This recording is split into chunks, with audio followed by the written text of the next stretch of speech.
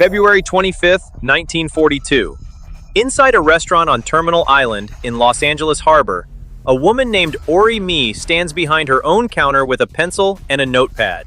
She is pricing off sacks of rice, crates of vegetables, and fish still packed in ice. She runs 2 restaurants here, and she is doing this alone because the FBI arrested her husband weeks earlier along with most of the men on the island. That left her with 4 children and no one to help her count. She had expected the government's warnings about enemy aliens on the coast to stay warnings, the way they had all winter. At 4 o'clock that afternoon, a notice went up at the ferry landing over the signature of the United States Navy. She had 48 hours to sell what she could, gather her children, and leave. Her children, too young to help with the accounts, sat behind the counter while she worked, watching customers move through the restaurant faster than they ever had before. There was no time to find a buyer who could pay a fair price. She sold rice and vegetables and fish to whoever walked in off the street willing to pay something, gave away what she could not sell, and packed what her children could carry onto whatever the family was allowed to take. She later called it the most stressful and traumatic period of her entire life. 4 children and no husband. 2 restaurants of stock to disperse inside a deadline she called ridiculous because it was. She was one of roughly 500 households given the same 48 hours on an island that had taken 40 years to build and that the United States government had decided in a single afternoon no longer needed to exist. 40 years earlier, there had been nothing on that stretch of the island but tide flats and mud. Around 1899, immigrant fishermen from Japan's Wakayama Prefecture on the Kii Peninsula south of Osaka began working the waters of San Pedro Bay for abalone and lobster, with a smaller number arriving from neighboring Shizuoka. By 1907, roughly 600 Japanese fishermen were working out of the harbor.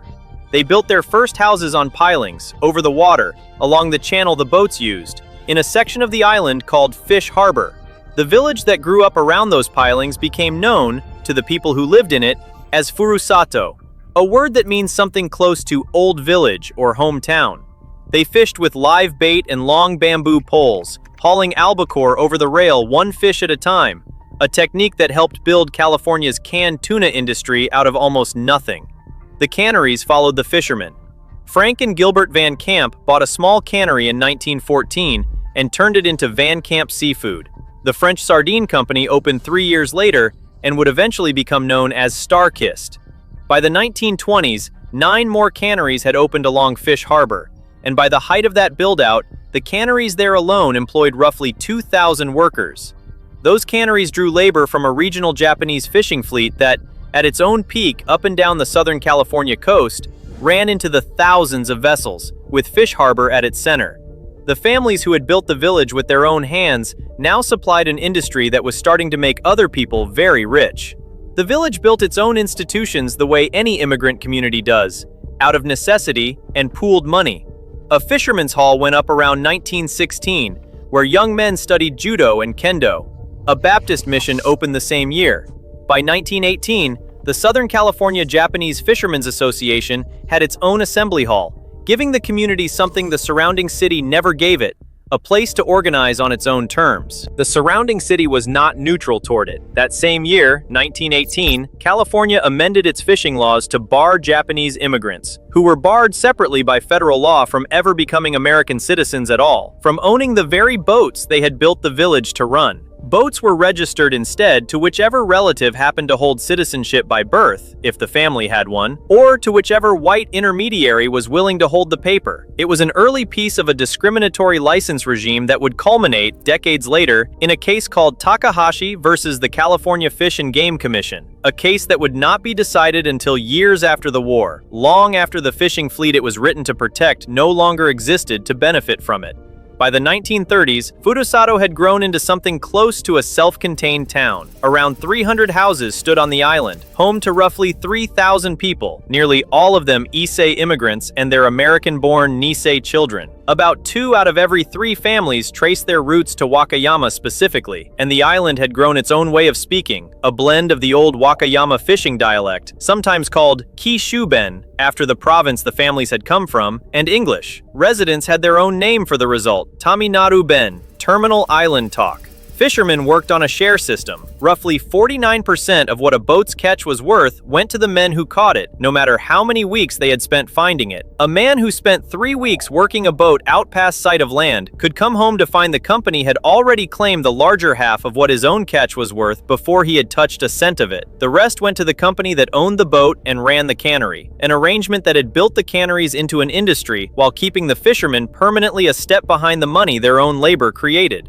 The village had its own grammar school, East San Pedro Grammar School, opened in 1918, with an enrollment that had grown to around 450 children by 1931, taught in part by a teacher named Mildred Obar Walliser, who spent years of her career on an island most of Los Angeles never bothered to visit. It had enough of its own religious and social life, a shrine, a temple, a theater, a ball team, that a resident could go weeks without a real reason to leave the island. Its commercial spine was a street called Tuna Street, where a grocer named Akimatsu Nakamura had opened a store in 1923 at number 712, selling rice and dry goods to the families living above and around him. Nakamura's grocery, and the building beside it, are two of the only structures from that entire village still standing today. Everything else this section describes, the school, the shrine, the temple, the theater, the 300 houses, would not survive what was coming.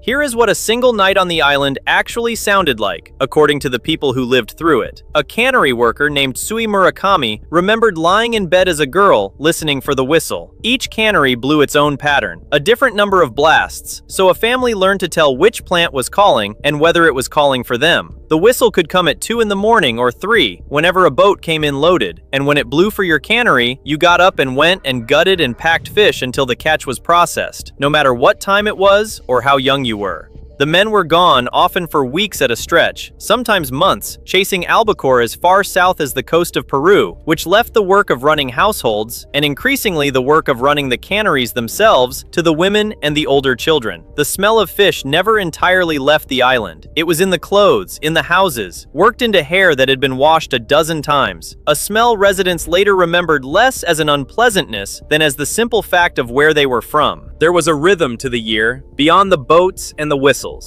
Families gathered to pound rice into mochi by hand. There were public baths, and Girls' Day and Boys' Day were kept the way they would have been kept in the villages the Issei generation had left behind in Japan, adapted to a strip of reclaimed harbor mud 14 miles from downtown Los Angeles. A former resident named John Muramoto described the whole place, decades later, in words that outlasted every building on it. The families, he said, lived as one close, tightly knit family.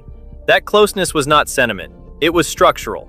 There was almost nowhere else in Los Angeles County for a Japanese immigrant family to buy a home, join a congregation, or send a child to a school where the other students looked like them. The isolation that had made Terminal Island possible in the first place, cheap harbor land nobody else wanted, was the same isolation that had made it, for the people who lived there, the only whole world available to them. On December 7, 1941, Japan attacked Pearl Harbor, and within hours, the ground under that whole world moved. A fisherman named Yukio Tatsumi later recalled turning to the men on his own boat that morning and asking where Pearl Harbor even was. Most residents of Terminal Island had never heard of it either. By evening, they understood exactly what it meant for them. The Federal Bureau of Investigation had been compiling watch lists of Issei community leaders for months before the attack, and agents began making arrests within hours of the news breaking, working from those lists. Nationally, thousands of Issei community leaders were being detained within days of the attack under presidential authority to arrest enemy aliens, a power that existed on its own, independent of anything that would later come from an executive order. Fishermen were targeted first and hardest, on the theory, never substantiated in any case connected to Terminal Island, that a boat with a long range and a shortwave radio could resupply or signal a Japanese submarine offshore. Local newspapers covering the arrests used a racial slur for Japanese people that this channel will not repeat, treating an entire immigrant fishing community in print as a security threat rather than as neighbors who had spent 40 years building a life on that harbor. A boy named George Maeda experienced the arrests the way children experience the collapse of a household, as a single, ordinary motion that stopped working. In an account he later gave for the Densho Digital Archive, he described a routine, running from the school bus up the driveway and into the house the way any boy does after a long day, not thinking about it, just doing it. The way the same run had ended the same way every school day of his life. One afternoon, that routine led him into a house where his father, an officer of the local Japanese language school, simply was not there anymore. The FBI had come for him, along with the other men who ran the school, the temple, and the Fishermen's Association, the exact people the island had built its own institutions around a generation earlier. Much of what is known about ordinary life on Terminal Island survives only because people like George Maeda recorded it decades later for oral history projects. Memories that outlasted the physical place itself by 2 generations. George never saw what came next inside his own house. Hundreds of other families were about to. Homes were searched for radios, cameras, flashlights, anything that could be read as evidence of signaling a ship at sea. In the weeks that followed, the arrests widened from the recognized community leaders to ordinary boat owners. First dozens of men, then hundreds, taken from their houses and their boats and held without their families being told where they had gone, or when, or if they would be coming back. The war had been running for less than 2 months, and Terminal Island had already lost most of the generation that ran it. By early February of 1942, the arrests had widened again. A fisherman named Jeanne Wakatsuki was arrested on suspicion of running fuel out to Japanese submarines and sent to a Department of Justice detention facility in Fort Lincoln, North Dakota. His daughter Jeanne would grow up to write about what that did to her family. Publishing decades later as Jeanne Wakatsuki Houston, she opened a memoir called Farewell to Manzanar with her father's arrest, and with the father who eventually rejoined the family at the Manzanar camp, changed and bitter after his time in detention. The book became one of the most widely read accounts of the wartime incarceration ever published, and a television film based on it, directed by John Cordy and co-written by the Houstons themselves, aired nationally on March 11, 1976. Its opening chapters are set on Terminal Island, in the community the family was about to lose along with almost everyone else there. By this point, nearly every man on the island who still held a commercial fishing license had been arrested as well, in a sweep that emptied the docks of working boats within days. The community that had supplied California's canned tuna industry for a generation now had almost no men left to run it. What remained on Terminal Island as February wore on was mostly women, children, and the elderly, waiting to learn what would happen to the husbands and fathers who had already been taken, and to a home that no one in Washington had yet decided the fate of. On February 19, 1942, President Franklin Roosevelt signed Executive Order 9066, giving military commanders the authority to exclude any group of people from any area of the country on the grounds of national security. It would become the legal umbrella for removing roughly 120,000 Japanese Americans from the West Coast over the following months. But the order that actually emptied Terminal Island did not wait for that machinery to start turning. It came from the United States Navy, acting under its own authority over the harbor, and it moved faster than almost anything else in the entire wartime incarceration program. 4 days after Roosevelt signed the order, on February 23rd, a Japanese submarine surfaced off the coast near Santa Barbara and shelled an oil field. The following night, nervous anti-aircraft crews across Los Angeles fired more than 1,400 rounds into the sky at what turned out to be nothing at all, an episode the newspapers called the Battle of Los Angeles. There was no invasion. There was no enemy aircraft. There was a coastline full of frightened people, an island full of Japanese-American families a few hundred yards from a naval air station, and a military bureaucracy that had just been handed sweeping new authority to act on that fear. 2 days after that panic, on February 25th, the Navy issued the order that reached Orie Mie's restaurant counter. Every remaining Japanese and Japanese-American resident of Terminal Island, by then almost entirely women, children, and the elderly, since most of the working-age men were already gone, had 48 hours to leave. The deadline was set at midnight on February 27th. There was no compensation program built into that order, no relocation allowance, no timetable that accounted for a family trying to sell a boat, or a restaurant's worth of food, or 40 years of accumulated belongings inside 2 days. Boats that had taken years to pay off sold in hours for whatever a stranger offered. 40 years of a family's accumulated capital, a boat, a lease, a store's fixtures, and its inventory went for a fraction of what any of it was worth, and no government agency at any level put forward $1 to make up the difference. Families sold what they could and abandoned the rest. A pharmacy the Shigekawa family had run for years, stocked and staffed and paying its bills the week before, was simply left behind when Kiyoshi and Misako Shigekawa took their children to Anaheim. Their daughter Marlene remembered it plainly, decades later. Because Terminal Island was next to a naval air station, she said, they had 48 hours to leave. 48 hours is not long enough to run an ordinary garage sale advertised a week in advance, let alone liquidate 2 restaurants, a family's boats, and 40 years of a community's accumulated belongings. This was the decision that did the damage, and it is worth being precise about what kind of decision it was. It was not a battle plan. It was not, on its own terms, even unusual, since orders removing Japanese-American families from land near military installations were being drafted up and down the coast that same winter. What made Terminal Island different was speed. Other communities would get weeks, in some cases months, of notice before their own removal orders arrived.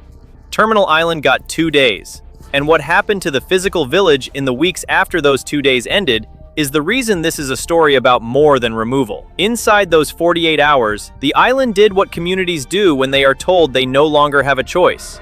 A Baptist missionary named Victoria Swanson, one of the few non-Japanese residents living among the families she had worked with for years, spent the deadline moving house to house, helping households that were not ready in time get their belongings together and get out. Some families, she remembered afterward, were not ready, and she and others had to pull them from the house crying as the Navy's deadline arrived. She was one of the only outside witnesses to the evacuation who was not herself Japanese American and not a government official either, and her account is one of the few that describes the island's last hours from someone standing just outside the loss, watching it happen to people she knew by name. The island's Shinto shrine had stood for roughly 40 years by then. A small wooden structure a priest, Reverend Shinkichi Miyoshi, had tended for as long as most residents could remember. In the last hours before the deadline, with the same 48 hours running out on him as on everyone else, he took it apart himself, board by board, rather than leave it standing for the Navy to tear down. There was no ceremony recorded for that, no photograph, only the fact of it passed down afterward. One man dismantling a shrine his community had built, because leaving it whole in the hands of the people evicting them felt like the one thing he still had the power to prevent. Families packed what they could carry, sold and gave away the rest, and by the deadline at midnight on February 27th, the Navy had removed nearly every remaining Japanese-American resident from Terminal Island. Some were taken to temporary assembly centers. Others made their own way inland, to relatives, to whatever arrangement they could find on 2 days' notice. What they left behind, standing empty on the island, was nearly 40 years of a community's houses, its school, its shops, its temple, and a shrine that no longer needed dismantling because it was already gone. The people who left that island on February 27th did not know yet that they were leaving it for good. Almost none of the other Japanese-American neighborhoods being cleared off the west coast that spring would be erased down to the ground. Terminal Island would be the exception, and the reason is what the Navy did next. In the weeks after the deadline, the Navy demolished nearly everything that remained standing on the section of Terminal Island the village had occupied. Homes, the grammar school where 450 children had once studied, the shops along Tuna Street, the Buddhist temple, all of it came down, officially in the name of harbor security.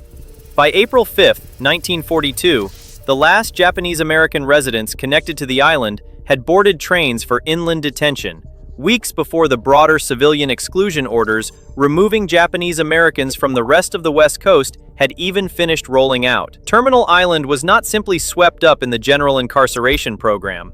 It went first, and it went fastest, a preview of what the rest of the West Coast's Japanese American population was about to experience. Most families were sent to the Manzanar War Relocation Center in California's Owens Valley. Others ended up scattered across the incarceration system in ways that separated Terminal Island's tightly built community for the rest of the war. A former Terminal Islanders Association president named Minoru Tonai and his family were sent instead to a camp called Amachi in Colorado. Other former residents were sent to Poston and to Gila River in Arizona. The closeness that had defined life on the island, the same closeness John Muramoto had described as one close, tightly knit family, did not survive being run through a national bureaucracy that sorted people by camp capacity rather than by neighborhood. What made Terminal Island different from almost every other Japanese-American community removed that year was not only the speed of its eviction, it was what there was left to come back to. Most West Coast Japan towns, whatever else the incarceration cost their residents, at least kept their buildings standing while their owners were gone. Shells that families could eventually reclaim, rent out, or sell on their own terms. Terminal Island's Japanese-American residents would have nothing like that. Their village had already been torn down before most of them had finished their first year in camp. The West Coast exclusion order was rescinded in December of 1944, and by early 1945, released internees were beginning to make their way back toward Los Angeles. Like released Japanese Americans across the country, those returning were generally handed about $25 and a train ticket, and told to rebuild their lives with it. For former Terminal Island residents, there was, in the most literal sense, nowhere to rebuild. The land was gone. The houses were gone. The school and the shops and the temple were gone. There was no shell of a neighborhood waiting to be reoccupied, only a stretch of harbor now given over entirely to naval and industrial use. Even a family that had somehow scraped together the money to start over had nowhere to put it. The land itself had already been reassigned before anyone was allowed to come back and look at it. Former residents scattered instead into Gardena, into Long Beach, into Los Angeles's Little Tokyo, each family finding its own way into a neighborhood somebody else had already built, rebuilding their lives in communities they had to join rather than a community they could return to. Orie Mie was one of the roughly 500 households who had been given 48 hours back in 1942, and she did not come back either. Her 2 restaurants, sold off piece by piece inside that same 2 days, never reopened anywhere. The tight, self-contained world that had raised its own children, buried its own dead, and run its own school for 40 years simply stopped existing as a place. It went on existing only as the people who remembered it, and wherever they happened to end up living next. But gone has never been the whole truth about that island. What the Navy tore down, and what the Port of Los Angeles later inherited, would turn out not to be the end of the story either. The tuna industry that Japanese immigrant fishermen had built out of almost nothing did not stop when its founders were removed. It grew. By the mid-1970s, as many as 16 canneries were operating on Terminal Island, among them Van Camp Seafood, Bumblebee Seafoods, and Pan Pacific Fisheries, employing more than 10,000 people across the regional fishing and canning trade, almost none of whom were the families who had built the industry in the first place. The Starkist plant that had grown out of the old French sardine company closed its main Terminal Island operation in 1984. The very last operating tuna cannery on the island, run by Chicken of the Sea, closed in 2001, closing out more than 80 years of commercial tuna canning on a stretch of harbor mud that Japanese fishermen had turned into an industry, and that the United States government had made sure they could never come back to. For nearly 30 years after the war, there was no organized way for the people who had grown up on Terminal Island to gather at all. That changed in 1971, when former residents and their children formed the Terminal Islanders Club, later also called the Terminal Islanders Association, to hold reunions and keep the community's memory from disappearing along with the physical place. It was still active decades later, and it still held an annual picnic. One of its later presidents was Terry Hara, who in 1980 had become the Los Angeles Police Department's first Asian American deputy chief, before retiring from that post in 2015 and going on to lead an organization built entirely around holding a vanished place in memory. In 2002, surviving Nisei, who had grown up on the island, raised a memorial at Fish Harbor on Seaside Avenue in San Pedro, close to where the village itself had stood. It holds 2 bronze statues of Issei fishermen beneath a wooden gate built in the style of a Shinto shrine gate, one figure hauling a net, the other looking out to sea, both wearing the cloth neckerchiefs fishermen actually wore on the boats. A glass panel carries a poem written for the dedication. "Black current off our shore," it reads. "Fish is so plentiful, yet hardships parents endured, we remember, and honor forever, our village no more." In April of 2018, the memorial marked its own 15th anniversary with a small commemoration attended by descendants and community members. One more instance of a community that kept returning to honor a place it had never been allowed to return to and live in. The 2 buildings on Tuna Street survived, not because anyone protected them, but because they sat just outside the footprint the Navy demolished in 1942, and because nobody since has had a pressing reason to tear them down, until the Port of Los Angeles did. Elsewhere on the island, the old Star-Kissed cannery building itself came under a separate demolition threat around the end of 2021, and reportedly avoided the wrecking ball, for the time being, the following spring. But the sharpest fight was always going to be over the residential and commercial buildings where families had actually lived. The grocery Akimatsu Nakamura opened in 1923, and the building beside it, the only structures left anywhere on the island that Japanese-American families built and worked inside before the war. In February of 2022, on the 80th anniversary of the order that started emptying the island, a neighborhood council member named Gina Lambruno put the stakes plainly. The port, she said, considers Japantown's only buildings remaining to be on Tuna Street, from addresses 700 through 744. That did not make them safe. In May of 2024, the port's own Department of Real Estate recommended demolishing both buildings. A neighborhood council voted against it. A harbor commission meeting drew a line of public speakers opposing it, and at the Terminal Islanders' annual picnic that summer, descendants argued for the building's survival in terms that reached straight back to 1942. Among them, the grocer's own great-grandson, who proposed turning the buildings into a museum. A petition to save them had already gathered close to 200 signatures. That same year, the historian Naomi Hirahara and Geraldine Natz, a former executive director of the Port of Los Angeles itself, published Terminal Island, Lost Communities on America's Edge, the community's most complete written history.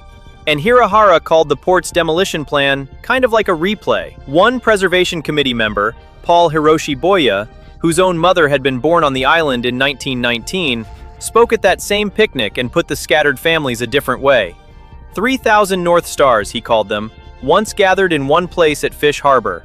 It was the kind of number that made two buildings on one short street feel small, and it also made them the only thing left standing in for everyone the North Stars had ever meant. The city moved, slowly, in the descendants' direction. In February of 2025, a Los Angeles City Council member, Tim McCosker, introduced a motion to designate the two buildings a historic cultural monument. In May, the National Trust for Historic Preservation named them to its list of America's 11 most endangered historic places. And on August 22, 2025, the Los Angeles City Council approved the designation, giving the last physical remnant of Furusato a legal protection the rest of the village never had. It took 83 years, a neighborhood council vote, a national preservation listing, and a room full of descendants standing up to say what their grandparents had built, to get two buildings on one short street, the kind of protection the Navy could have given the entire village in 1942, and chose instead to demolish. Terminal Island's fishing village is gone, not because a market collapsed, not because a fire got out of control, but because in 1 week in February of 1942, the United States Navy decided a community of 3,000 people mattered less than 48 hours of its own convenience, and then made sure there was nothing left standing for anyone to come back to. The order that did it took a Navy officer's signature and one ordinary afternoon. The demolition that followed took only a matter of weeks. Everything that has happened since, the memorial in 2002, the club that has met since 1971, the neighborhood council votes, and the national preservation listing and the 2025 monument designation, has been the work of descendants trying to hold on to what an afternoon's decision tried to erase completely. Walk the site today, and the harbor does the erasing for you now, in a quieter way than the Navy ever needed to. Shipping containers stack where houses on pilings once stood over the same water, on ground that now belongs mostly to two operators, Everport Terminal Services and the roughly 300-acre Phoenix Terminal, two of 7 major container terminals now running around the Port of Los Angeles. Where Fish Harbor's canneries once ran shifts around the clock chasing a boat's catch, cargo terminals run their own machinery around the clock now. Gantry cranes working through the night, moving freight in and out of a port most of the country has never thought to connect to a village that does not appear on any map of it. As of a filing from 2023, the port had an additional 80-acre facility for chassis parking, maintenance, and container pickup and drop-off in the design stage on that same ground. 2 buildings on Tuna Street still stood in the time since that vote, carrying the protection the Navy never bothered to give the rest of the village. The memorial on Seaside Avenue still stood too, its bronze fishermen still facing out toward the same water their families no longer fished. The people who remember Furusato still gathered, once a year, in a picnic ground many miles from the island itself, because the island itself gave them nowhere left to gather. That is what is left of a fishing village that took 40 years to build and 48 hours to destroy. The same 48 hours Orie Mie once spent behind her own counter, alone, pricing off what she could not keep. 2 buildings, 1 memorial, and the people who refused to let all 3 of those things be the only proof it was ever there at all. 40 years to build a world, 48 hours to lose it, 83 more to get 2 of its buildings the protection the village itself was never offered. Thanks for watching. Don't forget to hit the subscribe button in the middle to watch more forgotten places and abandoned history from across America. Then click the video on the left to watch similar stories like this. Or if you really want to get stuck in, click the playlist on the right. New videos every week. I'll see you in the next one.